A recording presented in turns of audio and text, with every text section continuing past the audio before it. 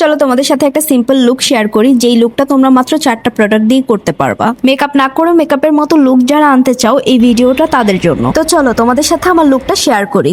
ব্লাশটা আমি নিজে নিজে বানাইছি, এই ফেস পাউডারটা আমি নিজে নিজে অনেক পাউডার মিক্স করে বানাইছি।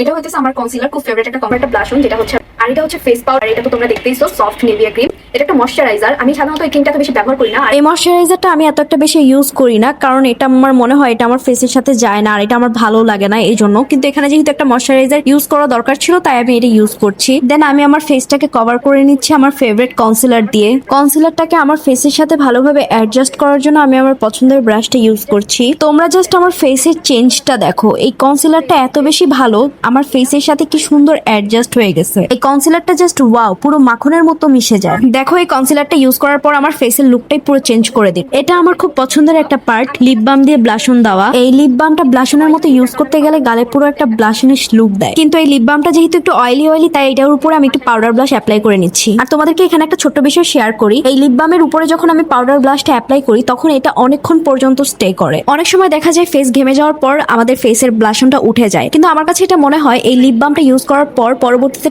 পাউডার ব্লাশটা এটার উপর ইউজ করলে এই ব্লাশনটা সহজেই ফেস থেকে উঠে যায় না। দেন আমি আমার ফেসে ফেস পাউডার অ্যাপ্লাই করার পর হালকা একটু ব্লাশন আর একটু আইব্রো করে আসলাম। তো আমি তোমাদের সাথে এখানে সেটাই শেয়ার করতেছিলাম যে সেই 4টা প্রোডাক্ট আসলে কি কি। ফার্স্টে যে কোনো একটা ময়শ্চারাইজার, সেকেন্ডে যে কোনো একটা লাইট কনসিলার, থার্ডে তোমাদের পছন্দ মতো একটা ব্লাশন, এবং লাস্টে যে কোনো একটা ফেস পাউডার দিয়ে তোমরা তোমাদের লুকটাকে কমপ্লিট করবা। যেহেতু আমি আমার লুকটাকে হালকা একটু গর্জিয়াস চাচ্ছিলাম, তাই আমি পরবর্তীতে আমার ফেসে হাইলাইটার এবং আমার ভ্রুটাকে একটু মোটা করে আর্ট করেছি। দেন ইউজ করেছি আইলাইনার, তারপর ইউজ করলাম আইল্যাশ। তো এই তো তোমাদের সাথে শেয়ার করলাম আমার একটা সিম্পল ভিডিও। তোমাদের যদি এরকম টাইপের ভিডিও ভালো লাগে এবং এই টাইপের ভিডিও যদি পরবর্তীতে তোমরা আরো দেখতে চাও, তাহলে আমাকে কমেন্ট করে জানাও। আর হ্যাঁ, তোমাদের জন্য কিন্তু নিয়ে এসেছি আমি চ্যালেঞ্জিং ভিডিও। তোমরা যদি সেই সব ভিডিও দেখতে চাও আর আমাকে সাপোর্ট করতে চাও, তাহলে চলে এসো আমার ফেসবুক পেজে।